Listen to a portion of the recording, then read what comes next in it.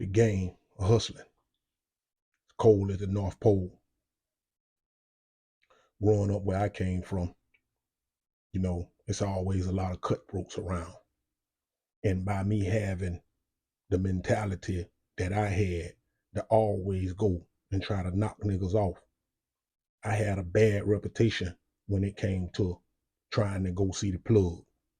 So I wasn't trusted like that. So I would need to have a middleman in order for me to take care of certain little business. I share with you guys how my best friend took a real heavy hit for me. I mean, you understand?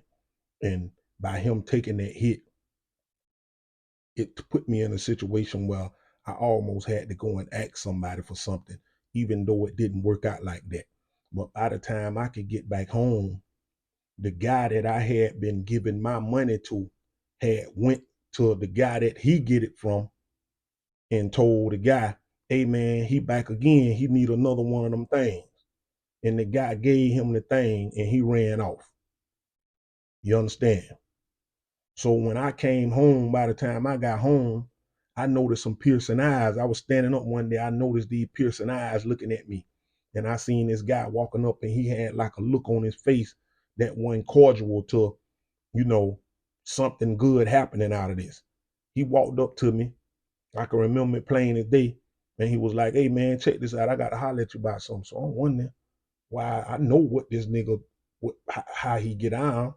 Ain't that I'm scared, but I know he get money. But I understand that my guy that I was giving my money to was going to get it from him. He just didn't want to deal with me. So he was like, hey man, why you do me like that? I got people I got to pay. I say, man, what you talking about? He said, you know what I'm talking about. That thing I gave that boy to bring to you. He told me you ran off on. I say, nigga, I don't know what you talking about. I say, nigga, my homeboy just went to jail. I ain't had nothing to do with that. Excuse me. So he was like, oh, you didn't? I say, nah, man, I don't know what you talking about, man. I don't know what you talking about, man. So make a long story short, these people that you would trust and give your money to, these people would be doing and putting their little 1-2s on it. It had been happening for years. You understand? I went to a point to where we used to give an older nigga our money and he'll stay gone about 30 or 45 minutes. And when he come back and we get the product and we try to go cook it, it would never get hard.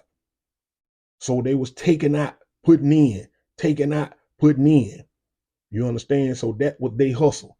So it took a lot of years to understand that this middleman thing is full of shenanigans. And after a while, I had seen that it was a lot of money involved in it. It was real lucrative. So for about maybe like 9 months of my life for a stretch of one time, I already told you earlier about the Birmingham uh, niggas I was dealing with. I got an episode about that early on in this audio book called the Birmingham, Alabama Crooks. And that was a middleman deal for me that was real lucrative for me at the time. I needed that money. So being a middleman is so crucial in the streets because now you might know somebody personally and the other people might don't want to know the people you getting the money from.